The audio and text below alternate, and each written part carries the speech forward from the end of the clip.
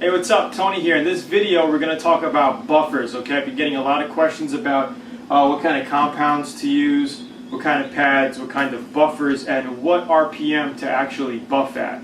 Alright, so over here I have a Hitachi variable speed buffer. I usually keep it on the lowest setting on my buffer, and maybe I go up 100 or 200 RPM. So I'm usually buffing at about 1700 RPM. You could also, once you start to get used to it, you'll also hear it by tone, your buffer speed. You know, you'll be like, okay, this sounds like it's... I never look at the setting over here. I just move it while I'm buffing, and you could hear it, and you just get used to it little by little. So stay around 16, 17, 1800 RPM when buffing your car. All right.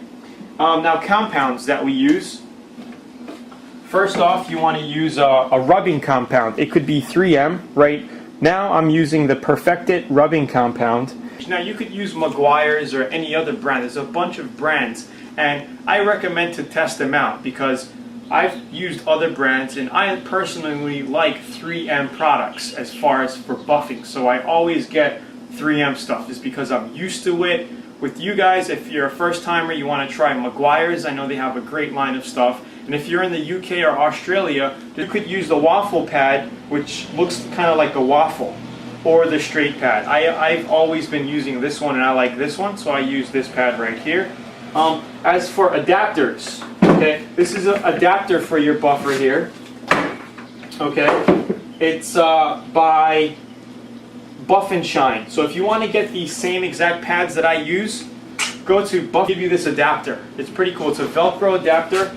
So it's easy. It has a little plastic guide over here, so when you can just line it up to the hole here, and it fits right in. You just snap it. That's it. When you're ready to change, unplug it, put your phone, and you're good to go. Make sure you line up the holes because it's for ventilation, which I really recommend. It's a really good setup for buffing. Okay, so that's our buffing stuff. And after the machine glaze, I like to go with some type of polymer wet coat. I've been using this one from from Granitize, called Autogloss. It's just a wax that you put on top of your paint job by hand, lightly. You use a microfiber cloth. I'm sure you know what those are, the soft microfiber cloths.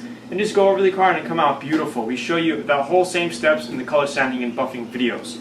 So that's it. You could use a Meguiar's Gold Class. This is another liquid carnauba wax type of thing that you could put on by hand.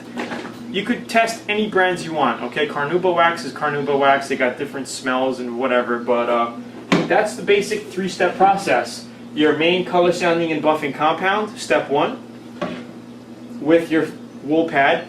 Step 2 is your machine glaze. Okay, this stuff lasts a long time.